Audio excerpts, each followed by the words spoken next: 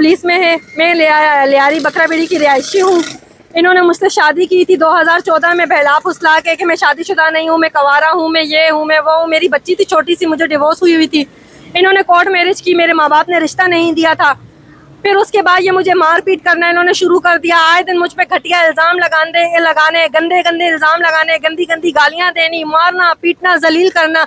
इसके बावजूद मैंने इनके साथ बर्दाश्त किया। मैंने कहा कोई बात नहीं है, मेरे शौहर है, मेरा घर है, मैं कहाँ जाऊँ, मुझे कोई आसरा नहीं था। फिर मेरे 2 बच्चे भी हो गए।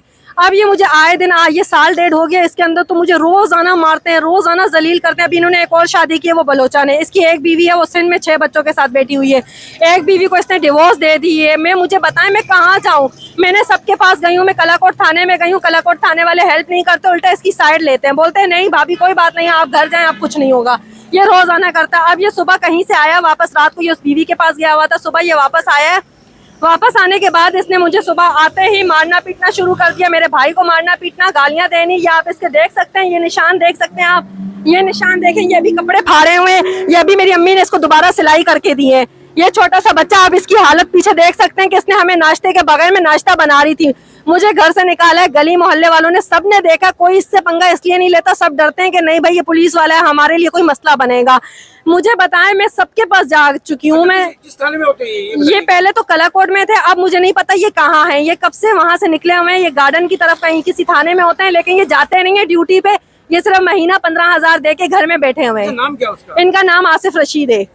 ये आर्मी से रिटायर हैं। अभी ये मुझे धमकियां दे रहे हैं कि तुम शाम तक मगरिब तक मुझे कागज नहीं दोगे प्लाट के, या बच्चों नहीं दोगी, या मेरा मोबाइल नहीं दोगी तो मैं तुम्हें मार दूंगा, या तुम्हारे भाई पे FIR कटवाऊंगा। उल्टा झूठे इल्जाम लगा रहा है कि आपने है ना 3 लाख पता नहीं 75,000 कितनी वॉइस है, सबूत है, कह रहा है मैं तुम पे ये इल्जाम लगाऊंगा। अब मेरे ये छोटे से भाई है मासूम, मैं क्या इनको मरवाऊं पिटवाऊं? तलाक हो चुकी है। रमजान में इन्होंने मुझे लिख कर 3 दफा तलाक दिया, मेरे पास सबूत है। और इन्होंने बोला कि सबूत फाड़ दो, बोलो नहीं तलाक हुई, कुछ नहीं हुआ। पुलिस वाले भी मिले हुए जिनके सामने मौलवियों ने बोला कि तलाक हो गई है।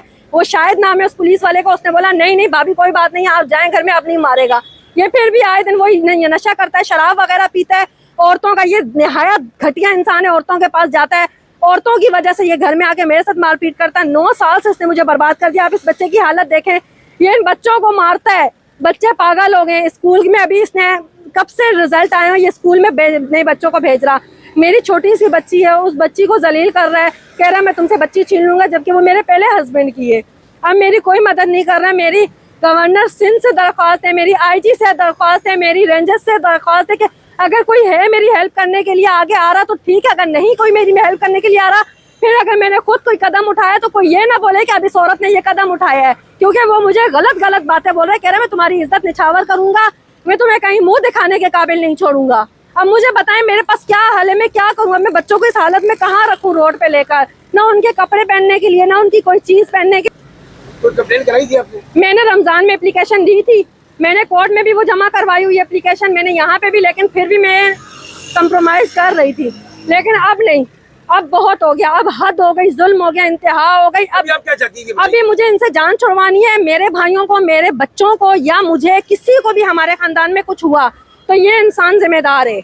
बाकी मेरे भाइयों को ये कह रहा है कि मैं नशे के चक्कर में या मैं किसी चोरी के चक्कर में मैं इसको अंदर, और पुलिस वाले सब मिले हुए इसके साथ, सब इसके साथ है। कोई हमारा साथ नहीं दे रहा, क्योंकि हम गरीब हैं, हमारी कोई नहीं सुनने वाला।